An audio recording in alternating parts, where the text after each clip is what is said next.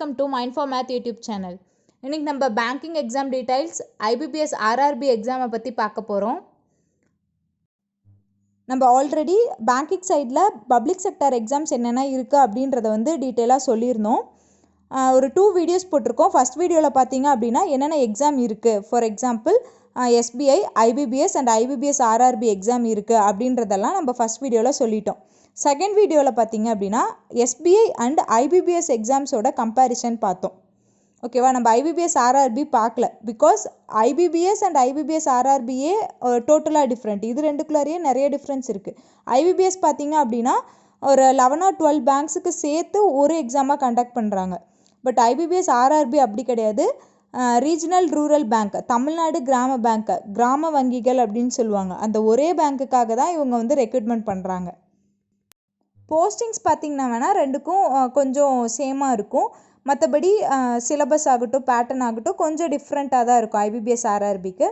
RRBயில் எப்பயுமே வேக்கன்சிஸ் கம்மியாக இருக்கும், அதுக்கேற்ற மாதிரி காம்படிஷன் ரொம்ப அதிகமாக இருக்கும். IBPS RRBயில் இருக்க பெரிய அட்வான்டேஜ் அப்படின்றத நான் என்னன்னு சொல்லுவேன்னா, நம்ம லோக்கல் லாங்குவேஜில் எக்ஸாம் எழுதிக்கலாம். தமிழ் லாங்குவேஜில் எக்ஸாம் இருக்கும் கண்டிப்பாக. தமிழ், இங்கிலீஷ் அண்ட் ஹிந்தி மூணுமே அவைலபிள்.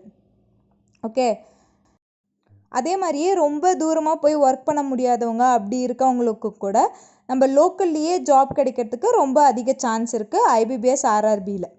ஓகேயா, தமிழ் மீடியம் படித்த ஸ்டூடெண்ட்ஸ்க்கு பார்த்திங்கன்னா இந்த எக்ஸாம் ஒரு நல்ல சாய்ஸாக இருக்கும். ஓகேவா, இப்போ இந்த எக்ஸாமோட எலிஜிபிலிட்டிஸ் என்னென்ன போஸ்ட் இருக்குது இதில் அப்படின்ற ஒவ்வொன்றும் நம்ம டீட்டெயிலாக பார்க்கலாம். சிலபஸ்லேருந்து எல்லாமே நம்ம டீட்டெயிலாக பார்க்கலாம். அண்ட் இன்னொரு இன்ஃபர்மேஷன் என்ன அப்படின்னு பார்த்தீங்கன்னா, இந்த IBPS RRB இப்போ ப்ரெசென்ட்டில் நோட்டிஃபிகேஷன் விட்டுருக்காங்க. 2021க்கான நோட்டிஃபிகேஷன் விட்டுருக்காங்க. அப்ளிகேஷன் ப்ராசஸ் எல்லாம் போயிட்டுருக்கு.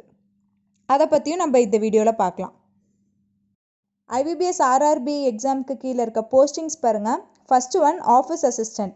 ஆஃபீஸ் அசிஸ்டண்ட் அப்படின்றது தான் ஜூனியர் போஸ்ட், கிளர்க்கான போஸ்ட். ஓகேவா, இதுக்கு எந்த விதமான எக்ஸ்பீரியன்ஸும் தேவையில்ல. எஜுகேஷ்னல் குவாலிஃபிகேஷன் பார்த்தீங்க அப்படின்னா UG degree. And second post officer scale 1. Officer scale 1 தான் நம்ம SBI அண்ட் IBPSல PO போஸ்ட் அப்படின்றத சொல்லுவோம், அசிஸ்டன்ட் மேனேஜர் போஸ்ட். ஓகேவா, இதுக்குமே சேம் எக்ஸ்பீரியன்ஸ் எதுவுமே தேவையில்ல. And educational qualification UG degree. Okay, third post பார்த்தீங்க அப்படின்னா தேர்டு, ஃபோர்த் அண்ட் ஃபிஃப்த்து 3 போஸ்ட்டும் பார்த்தீங்க அப்படின்னா ஆஃபீஸர் ஸ்கேல் 2ல் ஜென்ரல் பேங்கிங் ஆஃபீஸர், அண்ட் அதே 2ல் ஸ்பெஷலைஸ்ட் ஆஃபீஸர், அண்ட் 3ல் சீனியர் மேனேஜர். ஓகேவா, இந்த 3 போஸ்ட்டுக்குமே பார்த்தீங்கன்னா கம்பல்சரி எக்ஸ்பீரியன்ஸ் தேவைப்படுது. ஜஸ்ட் அவங்க ஒரு 2 இயர்ஸ் பேங்க் ஆஃபீஸராக இருந்திருக்கணும், இல்லைனா ஒரு ஃபினான்ஷியல் இன்ஸ்டிடியூஷனில் ஒர்க் பண்ணியிருக்கணும். ஓகேவா, இப்போ ஸ்பெஷலைஸ்ட் ஆஃபீஸர்னு எடுத்துக்கிட்டிங்கன்னா அவங்க எந்த ஸ்பெஷலைசேஷனுக்கு எடுக்கிறாங்களோ அந்த ஃபீல்டில் அவங்க 1 இயராச்சும் ஒர்க் பண்ணியிருக்கணும் அப்படின்னு சொல்கிறாங்க. அண்ட் ஆஃபீஸர் ஸ்கேல் 3க்கு பார்த்தீங்க, சீனியர் மேனேஜருக்கு பார்த்தீங்கன்னா மினிமம் 5 இயர்ஸ் எக்ஸ்பீரியன்ஸ் தேவைப்படுது. பேங்க்கில் இல்லைனா ஃபினான்ஷியல் இன்ஸ்டிடியூஷனில் 5 இயர்ஸ் எக்ஸ்பீரியன்ஸ் இருந்துச்சு அப்படின்னா தான் சீனியர் மேனேஜருக்கு அப்ளை பண்ண முடியும். ஓகேவா, ஃப்ரெஷர்ஸ்க்கான போஸ்ட் பார்த்தீங்க அப்படின்னா ஃபஸ்ட் அண்ட் செகண்ட் மட்டும்தான், office assistant and officer scale 1. Next age பார்த்தீங்க அப்படின்னா ஆஃபீஸ் அசிஸ்டண்ட்டுக்கு 18 to 28 இயர்ஸ் இருக்கணும். ஆஃபீஸர் ஸ்கேல் 1க்கு 18 to 30 இயர்ஸ் இருக்கணும். And officer scale 2 both for general banking officer and specialist officer ரெண்டுக்கும் பார்த்தீங்க அப்படின்னா 21 இயர்ஸ் to 32 இயர்ஸ் இருக்கணும். அண்ட் ஆஃபீஸர் ஸ்கேல் 3 சீனியர் மேனேஜருக்கு 21 இயர்ஸ் to 40 இயர்ஸ் இருக்கணும். ஓகேவா, இதை தாண்டி ஏஜ் ரிலாக்ஸேஷன் கேட்டகரி வைஸ் கொடுத்துருக்காங்க. OBCனா 3, SC STக்கு 5 இயர்ஸ், அண்ட் டிசபிலிட்டி பர்சனுக்கு 10 இயர்ஸ், அந்த மாதிரி ஏஜ் ரிலாக்ஸேஷன் ஸ்பெசிஃபிக்காக கொடுத்துருக்காங்க ஒவ்வொரு கேட்டகரிக்கும். பாருங்கள், நான் ஆல்ரெடி சொன்ன மாதிரி ஃப்ரெஷர்ஸ்க்கான போஸ்ட் 2 தான், office assistant and officer scale 1. Okay, இது ரெண்டுக்கான சிலபஸை நம்ம டீட்டெயிலாக பார்க்கலாம். இந்த எக்ஸாமுக்கான செலெக்ஷன் ப்ராசஸ் பார்த்தீங்க அப்படின்னா ஃபஸ்ட்டு ப்ரிலிமினரி எக்ஸாம், அதை கிளியர் பண்ணிட்டோம் அப்படின்னா மெயின்ஸ் எழுத எலிஜிபிள். ஸோ மெயின்ஸ் எழுதி அதில் கிராக் பண்ணிட்டோம் அப்படின்னா இன்டர்வியூ அட்டன் பண்ணணும். ஃபைனலாக மெயின்ஸ் அண்ட் இன்டர்வியூ மார்க்கை தான் அவங்க கன்சிடர் பண்ணுவாங்க. Same as SBI and IBPS ரெண்டுக்கும் இருந்த மாதிரி தான் இதுலேயும். இந்த இயர்க்கான ஷெடியூல் பாருங்கள். ஃபஸ்ட்டு ரெஜிஸ்ட்ரேஷன் பார்த்தீங்க அப்படின்னா ஆன்லைன் ரெஜிஸ்ட்ரேஷன் தான். 8th June 28th June வரைக்கும் அப்ளை பண்ணிக்கலாம். நெக்ஸ்ட்டு ப்ரிலிமினரி எக்ஸாம் பார்த்தீங்க அப்படின்னா ஆகஸ்ட்டில் வரும். மெயின்ஸ் எக்ஸாம் செப்டம்பர் ஆர் அக்டோபரில் வரும். ஓகேவா, இந்த பேண்டமிக் சுச்சுவேஷனால் அவங்களால எக்ஸாக்ட் டேட் கொடுக்க முடியல நோட்டிஃபிகேஷனில். ஃபுல் செலெக்ஷன் ப்ராசஸும் கம்ப்ளீட் ஆகி நம்ம ஜாப் ஜாயின் பண்ணுறதுக்கு Jan 2022 ஆகிடும். ஓகேவா, ப்ரிலிமினரி எக்ஸாமில் பார்த்தீங்க அப்படின்னா ஃபஸ்ட்டு ரீசனிங் செக்ஷன். ரீசனிங்கில் 40 questions for 40 marks, numerical ability 40 questions for 40 marks, டோட்டலாக 80 questions for 80 marks. Okay, timing பார்த்தீங்கன்னா 45 minutes. காம்போசிட் டைம்ஸ் தான் இங்கே வந்து செக்ஷனல் டைமிங்லாம் கிடையாது, காம்போசிட்டான time. But sectional cut off கண்டிப்பாக இருக்கும். ஓகேவா, 80 questions only 45 minutes. But easy தான். ப்ரிலிம்ஸ் லெவல் பார்த்தோன்னா ஈஸியாக தான் இருக்கும். ஆர்ஆர்பி கொஸ்டின்ஸ் எப்பயுமே பேங்க் எக்ஸாம் ஹோலாக கம்பேர் பண்ணுறப்பே நமக்கு ஆர்ஆர்பி எக்ஸாம் தான் ரொம்ப ஈஸியாக இருக்கும்.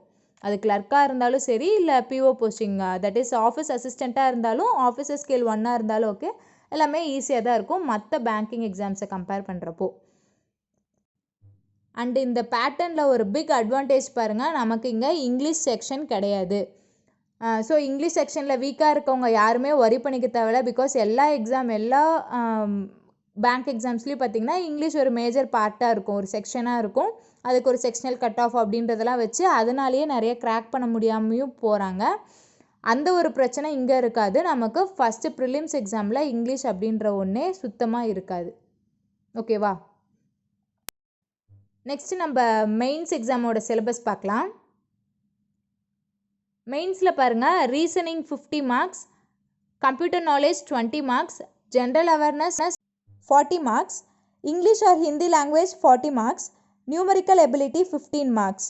Total 200 questions for 200 marks. Timing பார்த்தீங்க அப்படின்னா 2 hours 120 minutes. ஓகேவா, இப்போ இங்கே பார்த்தீங்க 4th செக்ஷன் பாருங்கள், இங்கிலீஷ் ஆர் ஹிந்தி லாங்குவேஜ். இது நம்ம சூஸ் பண்ணிக்கணும். ஒன்று English language or Hindi language நம்ம சூஸ் பண்ணிக்கணும் 40 marksக்கு. நீங்கள் இப்போ தமிழ் கொஷின் பேப்பர், தமிழ் லாங்குவேஜில் கொஷின் பேப்பர் சூஸ் பண்ணாலுமே இங்கிலீஷ் செக்ஷன் கண்டிப்பாக இருக்கும் 40 marksக்கு. மெயின்ஸ் எக்ஸாமில் மட்டும்தான் இருக்கும். ஓகேவா, இப்போ அங்கெல்லாம் எடுத்துக்கோங்களேன், எஸ்பிஐ இல்லை ஐபிபிஎஸ்லாம் எடுத்துக்கிட்டிங்கன்னா இங்கிலீஷ் செக்ஷன் இருக்கும் மெயின்ஸில். அது டிஸ்கிரிப்டிவ் டைப்பாக இருக்கும். ஓகேவா, இங்கே வந்து எம்சிக்யூ கொஷின்ஸ் மாதிரி நார்மலாக அங்கே நமக்கு ப்ரிலிம்ஸ் லெவலில் கேட்குறாங்கல்ல அந்த மாதிரி கொஷின்ஸ் தான் இங்கே நமக்கு மெயின்ஸ் லெவலில் கேட்பாங்க. ஸோ வரி பண்ணிக்க தேவையில்ல. 0.25 நெகட்டிவ் மார்க் இருக்கும், that is 1/4 of mark. And question paper version பார்த்தீங்க அப்படின்னா Tamil or English or Hindi 3 லாங்குவேஜஸ்லேயும் அவைலபிள்.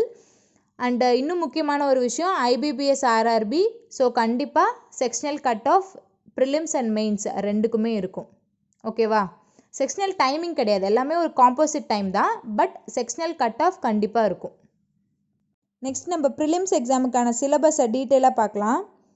இப்போ குவான்டிடேட்டிவ் ஆப்டிடியூடுன்னு எடுத்துக்கிட்டிங்கன்னா சிம்பிளிஃபிகேஷன் அண்ட் அப்ராக்சிமேஷன் டாப்பிக்கில் 5 to 10 questions கேட்பாங்க. இந்த 5 to 10 questions நீங்கள் கிராக் பண்ணோம் அப்படின்னா என்னென்ன பண்ணணும்னா, டேபிள்ஸ் 1 to 20 கிளியராக படிச்சிருக்கணும், டவுன் 20 வரைக்கும் படிச்சிருக்கணும், ஸ்கொயர் 25 வரைக்கும் படிச்சிருக்கணும், க்யூப் 15 க்யூப் வரைக்கும் தெரிஞ்சு வச்சுக்கணும், டெசிமல் வேல்யூஸை ஃப்ராக்ஷனாக மாற்றுறது அண்ட் ஃப்ராக்ஷனை பர்சன்டேஜாக மாற்றுறது, இந்த மாதிரி கன்வர்ஷன் தெரிஞ்சிருக்கணும். போர்ட் மாஸ் ரூல் எப்படி அப்ளை பண்ணுறோம் அப்படின்ற நாலேஜும் தெரிஞ்சிருக்கணும். ஓகேவா, நெக்ஸ்ட்டு செகண்ட் பார்த்திங்கன்னா நம்பர் சீரீஸில் 5 questions கேட்பாங்க. கொஸ்டின்ஸ் எந்த மாதிரி இருக்குன்னா, மிஸ்ஸிங் நம்பர் டைப்பாகவும் இருக்கும், இல்லைனா ஆட் ஒன் அவுட் மாதிரி ராங் நம்பர் எதுன்னு கண்டுபிடிங்க அப்படின்ற மாதிரி கொஸ்டின்ஸ் இருக்கும். பேட்டர்ன்ஸ் எப்படி இருக்குன்னா, square pattern, cube pattern, prime number base பண்ணி இருக்கும், இல்லைனா அடிஷன் சப்ராக்ஷன் மல்டிப்ளிகேஷன், இந்த மாதிரி ஒவ்வொரு கான்செப்ட் பேஸ் பண்ணி இருக்கும். நம்பர் சீரீஸ் நிறைய பார்த்துருப்பீங்க, அந்த மாதிரி ஒரு சிம்பிளான சம்ஸ் தான் இருக்கும். ஓகேவா, அது மிஸ்ஸிங் நம்பர் டைப்லேயும் கொடுக்கலாம், இல்லைனா ராங் நம்பர் டைப் மாதிரியும் நமக்கு கொடுக்கலாம். Next third one quadratic equation. இதில் 5 questions கேட்பாங்க. ரூட்ஸ் ஈக்குவேஷன்ஸ் 2 கொடுத்துருவாங்க, ரூட்ஸ் கண்டுபிடிக்கிற மாதிரி இருக்கும். இதில் ஒரு 5 questions கேட்பாங்க. நெக்ஸ்ட்டு டேட்டா இன்டர்பிரிட்டேஷன் டாப்பிக்கில் 10 to 15 questions கேட்க போகிறாங்க. ஓகேவா, கண்டிப்பாக ஒரு 10 questionஸாவது இதை பேஸ் பண்ணி இருக்கும் பேங்க் எக்ஸாமில்.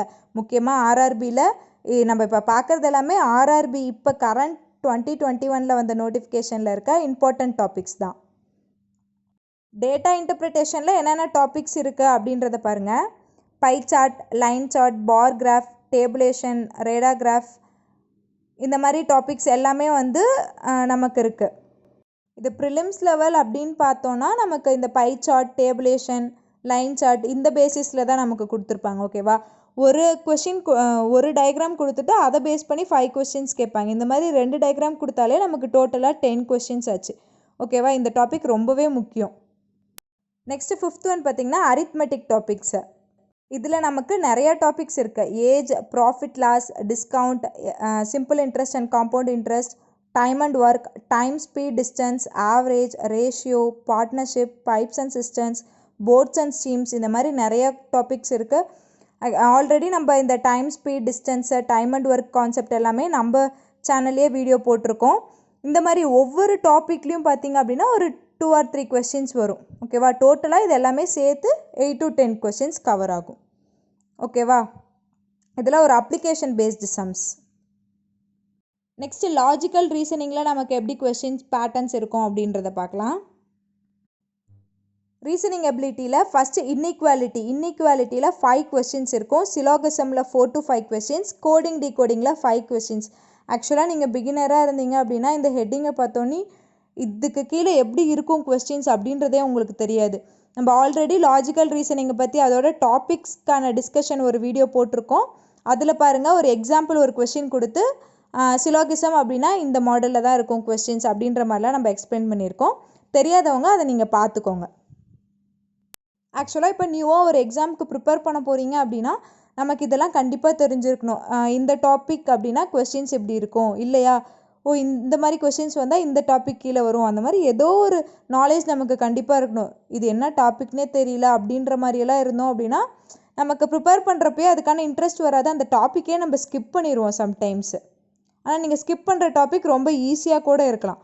ஸோ என்னென்ன டாப்பிக்கு என்னென்ன மாதிரி கொஸ்டின்ஸ் அப்படின்றத நீங்கள் ஒன்ஸ் பார்த்து வச்சுக்கோங்க. ஓகேவா, நான் அந்த வீடியோ டிஸ்கிரிப்ஷனில் போடுறேன், அதை நீங்கள் பார்த்துக்கோங்க.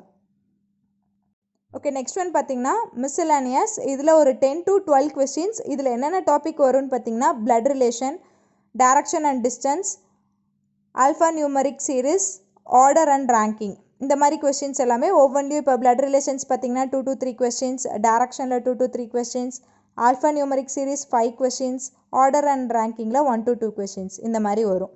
ஓகேவா, next topic seating arrangement and puzzles. ரொம்ப ரொம்ப இம்பார்ட்டண்டான டாபிக் பேங்கிங் எக்ஸாம், முக்கியமாக ப்ரிலிம்ஸ் எக்ஸாம்ஸ்க்கு. இதை மட்டும் நீங்கள் ஃபாஸ்ட்டாக ஈஸியாக சால்வ் பண்ண கற்றுக்கிட்டீங்க அப்படின்னா செமையாக ஸ்கோர் பண்ணலாம். பிகாஸ் ஒரு கொஸ்டின் கேட்பாங்க, ஒரு ஸ்டேட்மெண்ட் தான் கொடுத்துருப்பாங்க. அவங்க ஒரு பெரிய ஸ்டேட்மெண்ட்டாக ஒன்று கொடுத்துருப்பாங்க, அதை வச்சு நீங்கள் 5 கொஸ்டின்ஸ்க்கு ஆன்சர் பண்ணலாம். இந்த மாதிரி ஒவ்வொரு கொஸ்டின் பேப்பர்லேயும் கண்டிப்பாக ஒரு 2 கொஸ்டின்ஸ் கொடுத்துருப்பாங்க. அதுவே டோட்டலாக என்னாச்சு 10 கொஸ்டின்ஸ் ஆச்சு.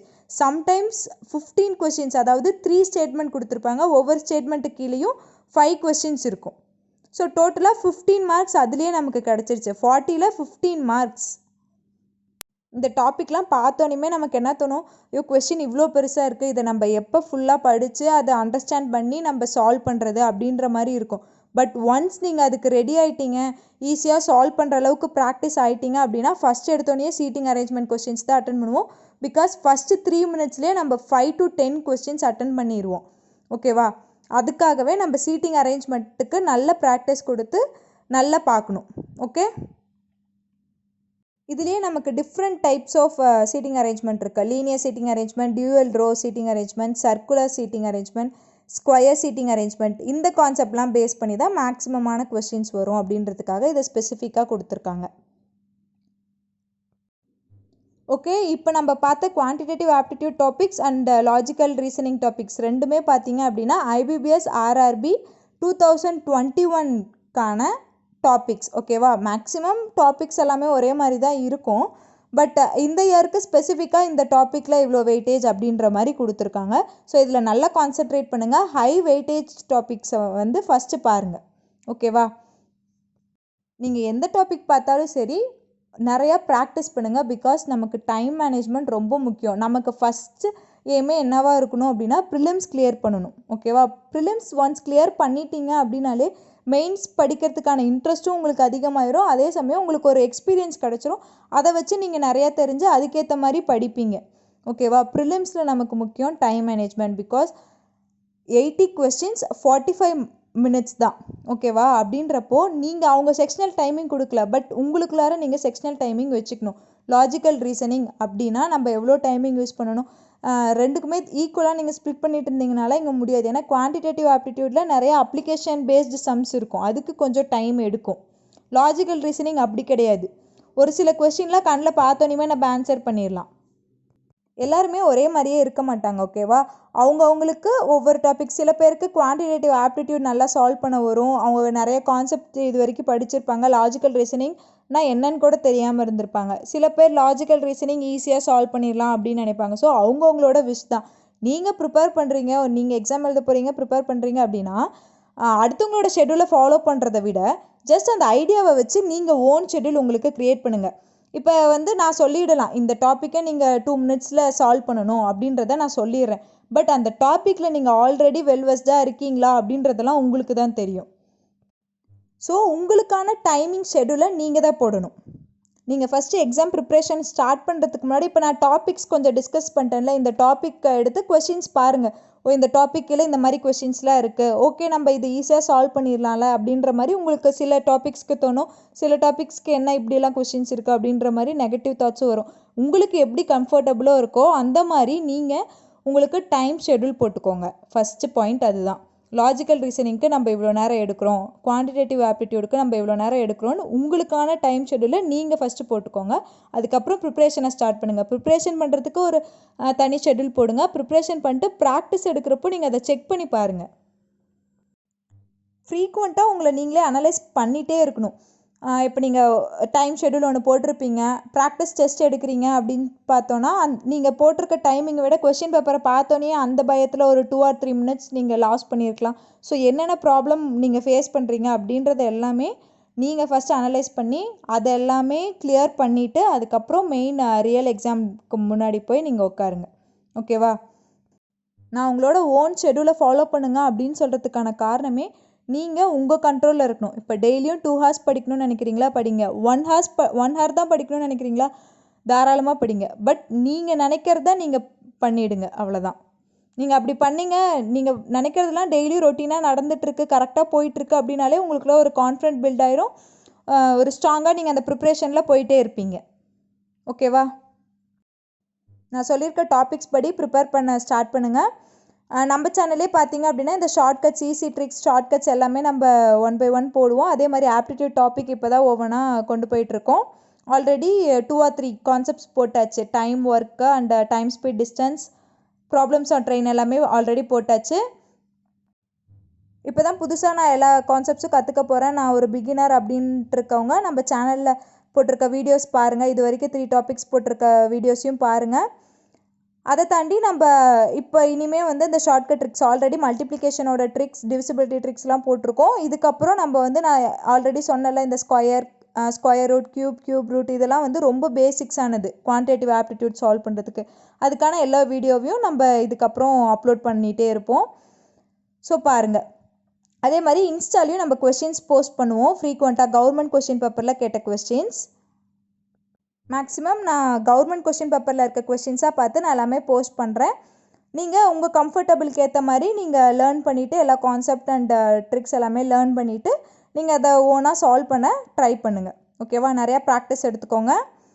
And all the best for all candidates who are trying to crack IBPS RRB in 2021. Prepare well and best wishes from my side. That's all for today. I hope this information will be useful for you all. Stay tuned for more videos and thank you.